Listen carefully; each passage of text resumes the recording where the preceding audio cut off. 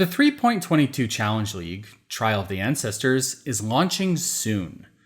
In this video, I want to go over everything we currently know about Trial's league mechanics and rewards, as well as the implications this league mechanic will have on what builds you should play, the league's economy, and Atlas strategies. That way, you can jump into the league with everything you need to hit the ground running. First up, let's go over everything we know about the league mechanic. Trial of the Ancestors, which I'll be referring to as Trials from now on, is an auto-battler inspired league mechanic.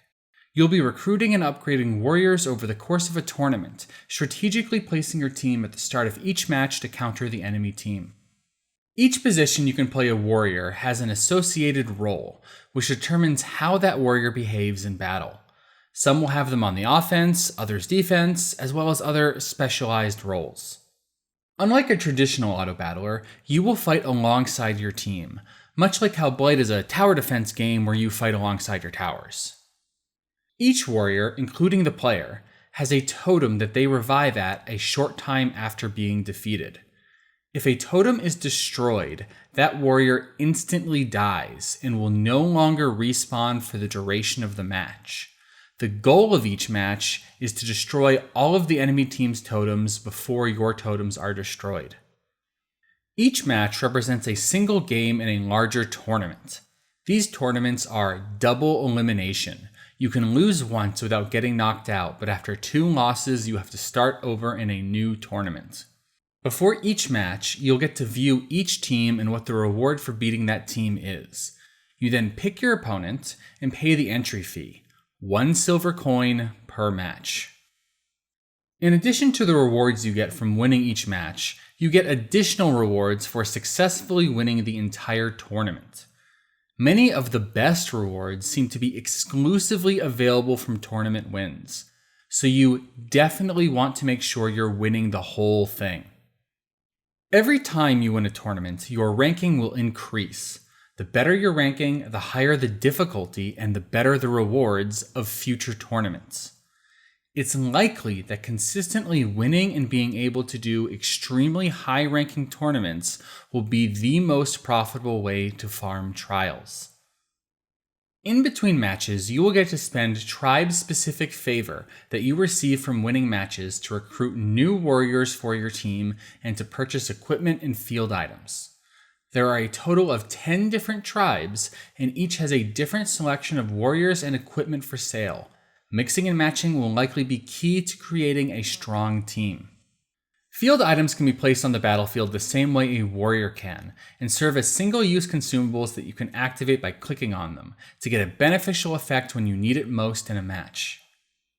Equipment is given to your warriors to enhance their abilities. Based on the equipment GGG has previewed, these items are not simple stat boosts, but are often transformative in nature. For instance, the equipment Dying Roar makes your warrior explode on death. Figuring out what equipment to buy and what warrior and role to use that equipment on will likely be key to victory. For instance, the Explode on Death equipment probably combines well with a tanky character, perhaps on a defensive role where they will be fighting enemy warriors. All of these progression mechanics, warriors, field items, and equipment, are tournament-specific progression only. None of them carry over. You start every new tournament from scratch. So what are the rewards from doing all this anyways? Well, Trials has some pretty spicy new rewards. The first of which are tattoos. Tattoos are a new consumable item which can replace attribute passives on your skill tree. So, for instance, you can overwrite a +10 strength travel node with one that gives 8% fire resistance or another that gives 1% mana reservation efficiency. These tattoos are permanently applied to the skill point, unless you use an Orb of Scouring or overwrite them with another tattoo. These tattoos offer an incredible amount of power to min-max your character build, to levels never seen before. Every single build needs to take some number of travel nodes. In the past, there really hasn't been anything you can do about that. But now you'll be able to turn all of those travel nodes into far more useful stats. I expect some of these tattoos to be very, very pricey. Another new type of consumable item available from trials are Omens. Omens are automatically triggered and consumed from your inventory upon meeting some trigger condition. For example, one of the Omens previewed creates a portal on death, and another gives you Soul Eater upon leveling up.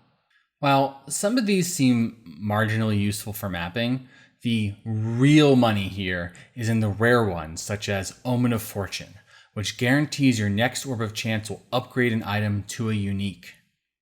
In order to prevent players from feeling like they need to fill their inventory with Omens, there is a restriction of only one Omen being able to trigger per zone.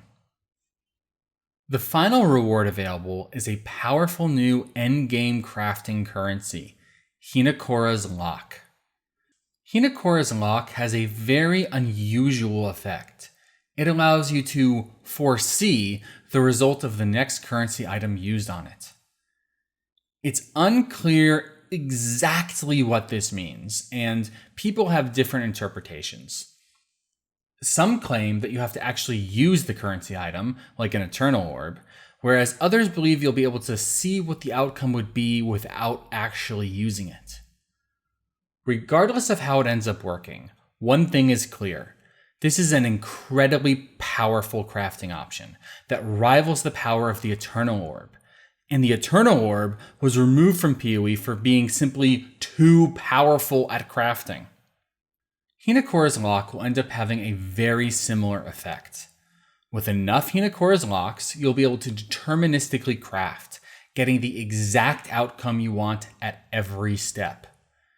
If it foresees an outcome you don't like, you simply change the item's quality, use another Hinekora's Lock, and check again. I expect that all of the most powerful items created in the Trials League will rely heavily upon the use of Hinekora's Lock. Regardless of how rare or common it ends up being, this will be a chase reward worth many, many divines. So now that you know everything there is to know, the question remains, what should you do to best prepare for Trials League? Well, as far as builds go, it's likely that strong, single-target range DPS builds will be king in Trials tournaments. Being able to quickly burst down warriors and totems will allow you to simply delete the enemy team without having to overly rely on the rest of your team.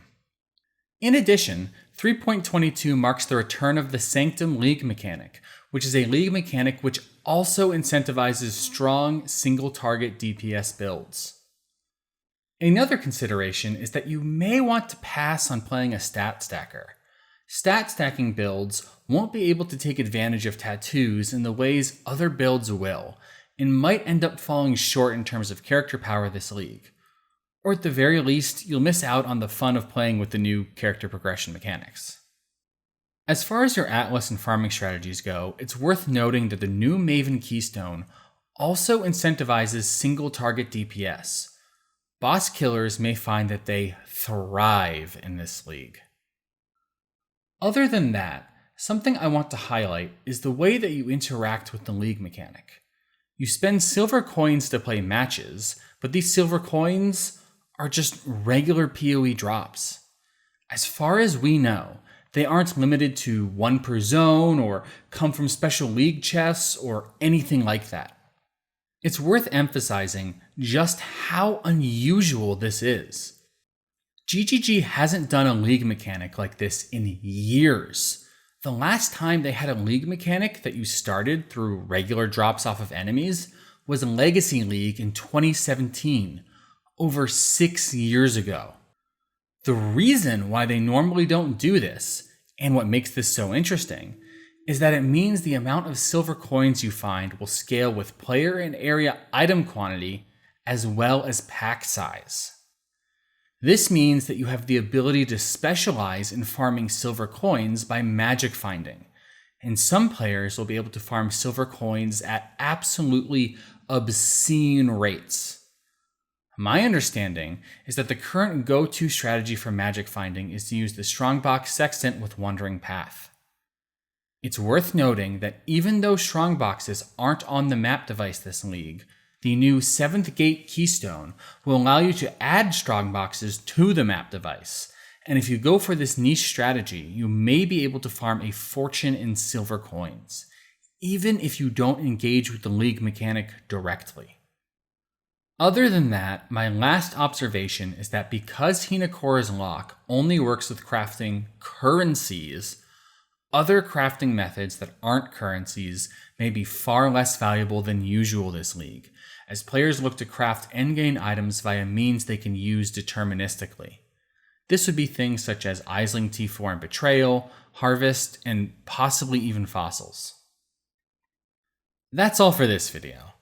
In the description and comments below, I've linked my written guide to Trials of the Ancestors, with all the information we have available to us. This guide will be updated as we learn more, so you ought to bookmark it to stay up to date on everything. I'd also love to hear what you guys are thinking about Trials of the Ancestors. Any thoughts on builds you think will be strong? Strategies to make the most of the mechanic? Economic implications I haven't thought of?